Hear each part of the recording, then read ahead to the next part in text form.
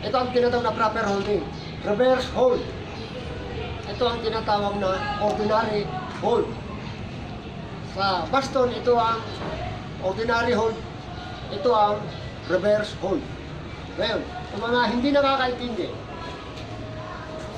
ng Eskrima hand-to-hand combat self-defense ay para sa mga tao di pamilya, sa malilit sabi, yung anchorman sa pamilya, mga lalaki. Ngayon ganito, pag ito natutuhan ninyo, kaya ninyo pagtanggol ang inyong pamilya, maging sa sarili ninyo. Ito ay ang tinatawag na training natin sa mga nag-aaral ng hand-to-hand combat. Ito ang tinatawag na dagger snatching.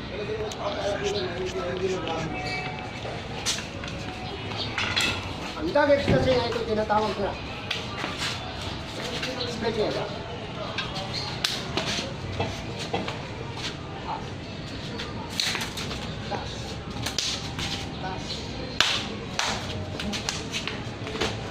Ito ang dagger snatching. Reverse hold. Ito ang tinatawag na ordinary hold. Sa one-man attacker, hindi multiple attack. Isa lang. Isang attacker no. One attacker. Ito ang tinatawag na octopus lang. Ito ang octopus.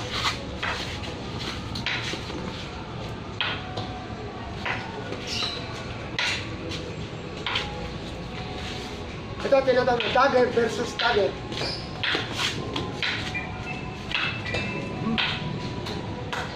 Okay.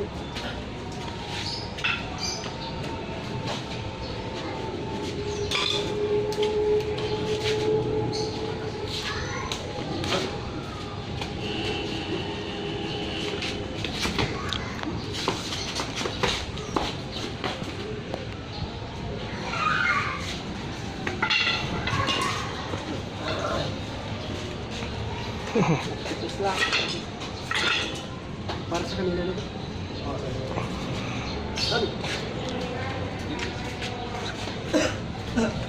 Kaliwate ko. Hindi. Kamara.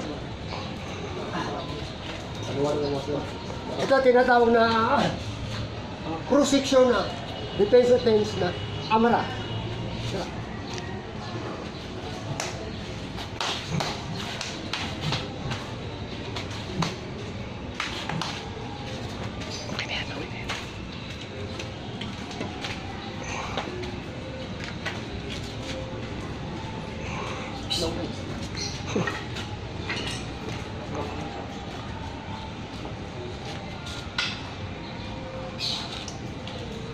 Yan ang tinatawag na depensa. Long range. Long range.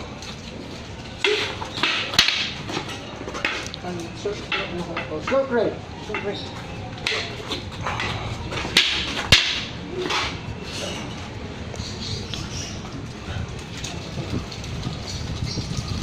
Paday daga.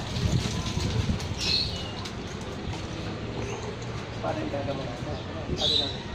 Paday daga.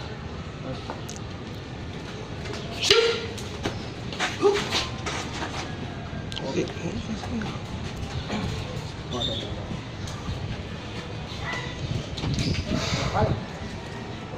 Kumala ka. Ano sorry.